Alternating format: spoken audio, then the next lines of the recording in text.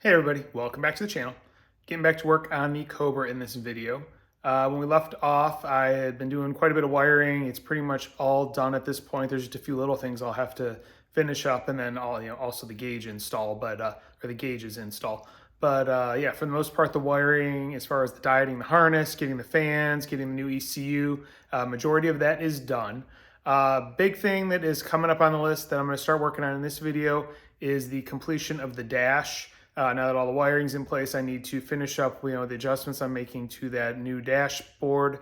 And then once I have everything figured out, I'm going to go ahead and get the cover on it so I can get that installed and get the gauges installed and then continue on. So that being said, I am going to get back to work and get the dash in place and go from there. All right, so before I get to the dash, just want to show you how things ended up with the wiring on this side. As you can see, everything's wrapped, routed. I'm still waiting to get, I ordered some 1-inch cushion clamps just to try and get a few things tied to the frame down there where those connectors are. But as you can see, everything is connected. I have the ground hooked up for the fan. It's actually, you might be able to see it there by the base of my work light under the steering rack. It's there's a bolt going into that little 1-inch square tube there that holds it in place. So that's grounded. The main chassis ground for the harness is right there, right by the oil filter relocation housing, and then yeah, everything else is wired in.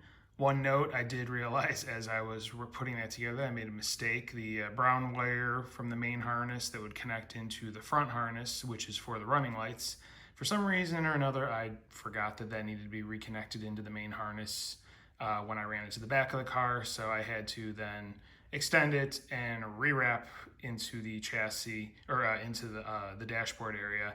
I still need to splice it into the other brown wire that goes to the back of the car. But yeah, that would have been a big whoops to find out. Thankfully, I caught it here. I don't know why I was thinking I could just cut it out, but yeah, needed that. So everything's been rewrapped. We're all done there as far as wrapping the wiring in the front. So it is time to get back into the interior and start working on the dash.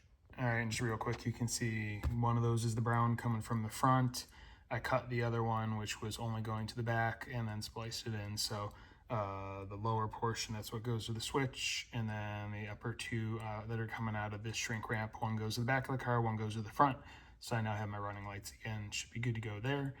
So now it is time to get the dash and start messing with the final mount of that, or final fitment of that, before I put the cover on. All right, so again, we're in place, so this should give you an idea of where things are gonna sit when all is said and done.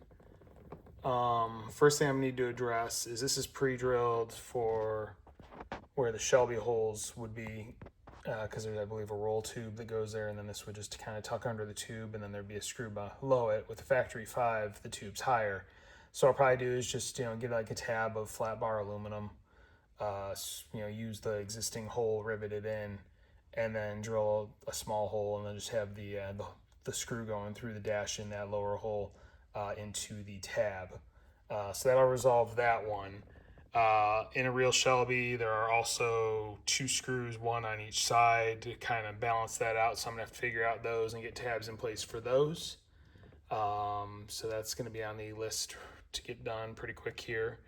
And then next will be filling in these few gaps here. I'm probably gonna just bend that metal a little bit just so it's, a little more compliant. And then I can probably just use some plastic or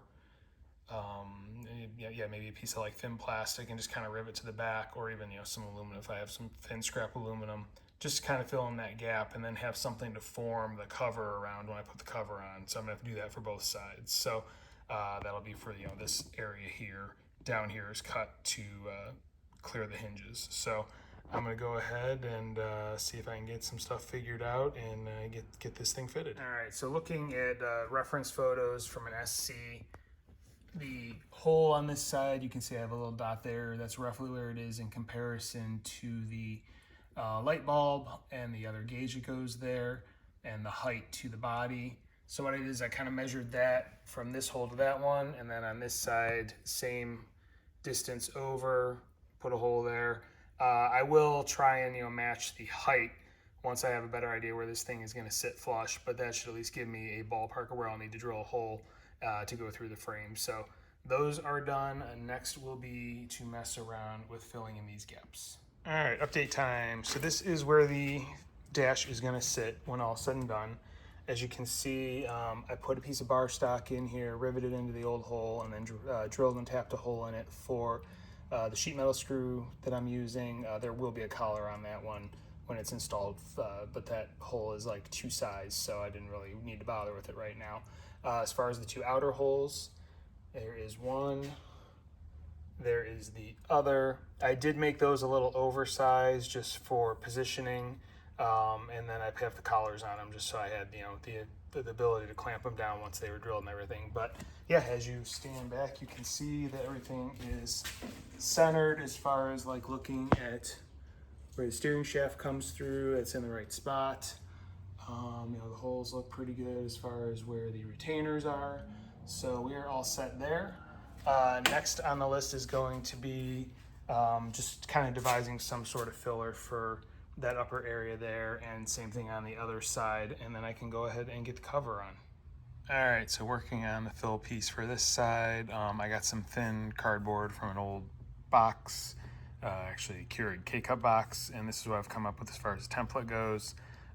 This hard line here is basically where it's going to fit flush to the existing metal, and then I left a tab below it for riveting purposes, so I can rivet it to this panel.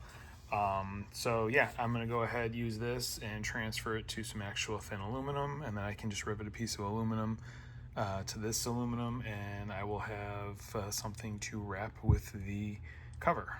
All right, and here is the piece that I cut out. It will just go right back in here like so, and it'll just get riveted to this and fill in that gap, and once it's wrapped, you should not notice it.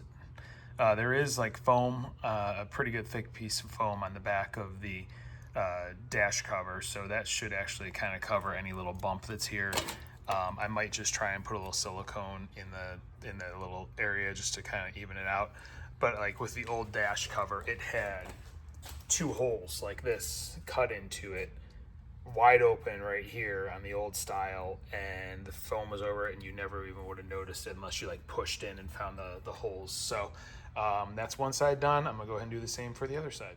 All right, and real quick, you can see I've got the passenger side one done as well, already cut and everything. So, and I put a P on it, put a line on it, so I know where to line it up as far as the dash edge goes. So I'm gonna go ahead and get the dash out, and then get these pieces riveted onto the existing dash. All right, and here we are. The 2 extensions are installed.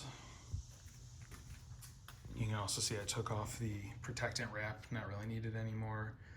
So I'm gonna go ahead and trial fit this to the car one more time with the extensions, make sure everything fits good, and then I can probably go ahead and start getting the new cover put in place. All right, and I just did a trial fit because the 1-inch square tube that you can see in this hole, it is very close to the gauge in this hole, but I wanted to make sure everything fits, and it does. There's plenty of room. It's it's got wiggle room in the hole ever so slightly, so the water gauge will fit there. So I don't have to do anything with the 1-inch square tube there, but I will definitely have to do some trimming for the light that goes in this hole. So that's really the only mod that I'm going to need to do there.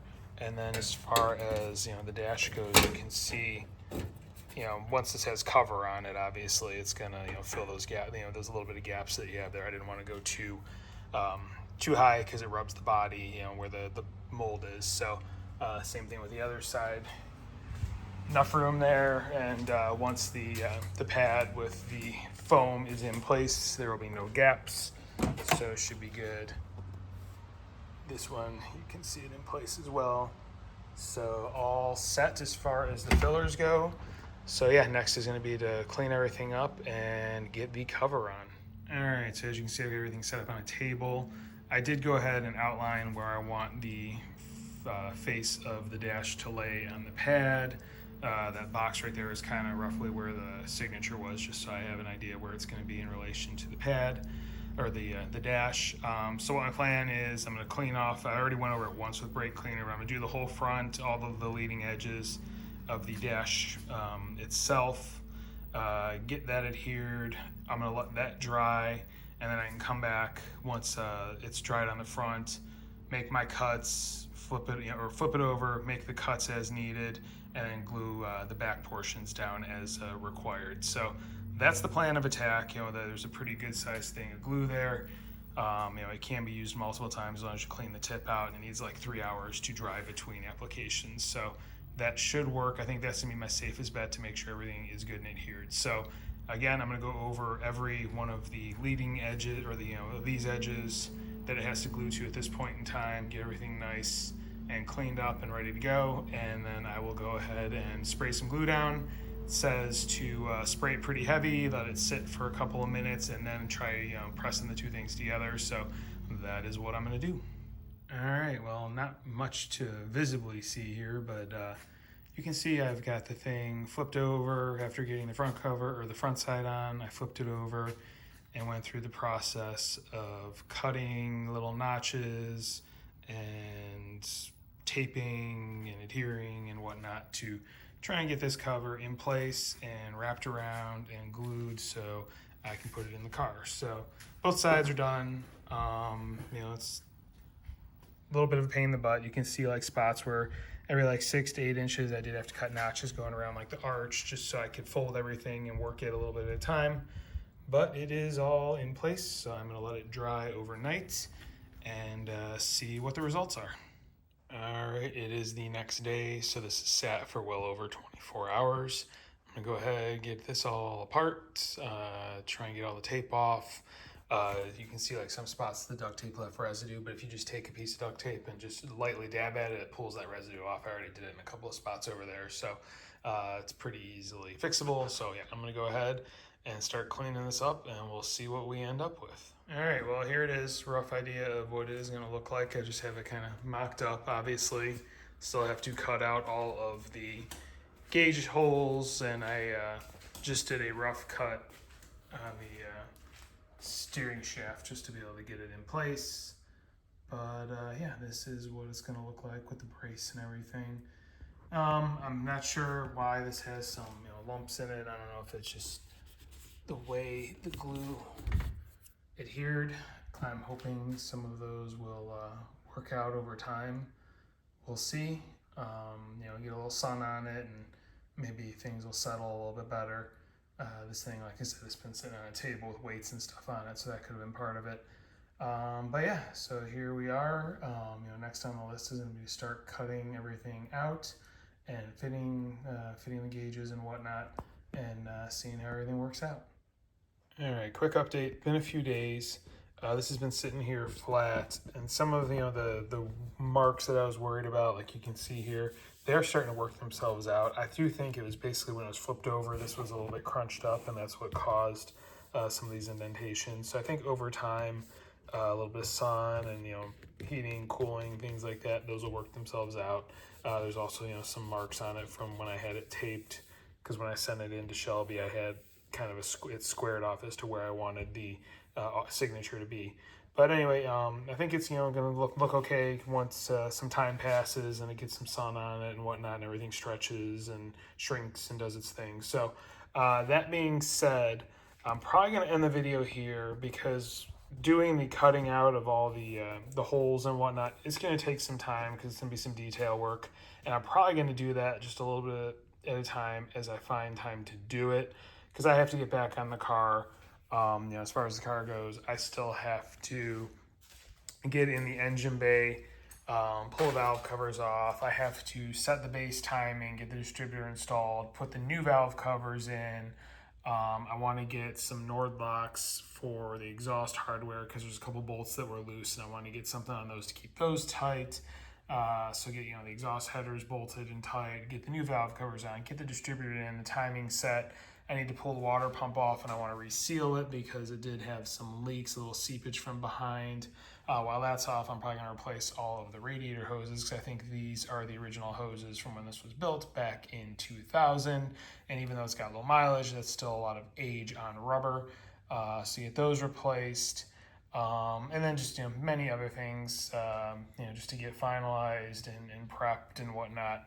I have to get the coolant tank. I have to get it painted, get it installed. I think I'm gonna have to space it out to clear the distributor once the distributor's in. So it's just all those little things that are gonna add up. So that being said, I'm gonna call this a video here. Once the dash is ready to be installed, then I'll do, a video, just kind of overview of what all I've done to it to get it installed. But yeah, I think it's going to be just one of those little projects I work on as I have time to do a cut here, cut there, and get things fitted. So that being said, if you like the video, if you're interested in following along, please hit like, please hit subscribe, please hit the notification bell. If you have any comments or questions, please feel free to leave them in the comment section. I do read them. I will respond. And that being said, thank you for watching and have a great day.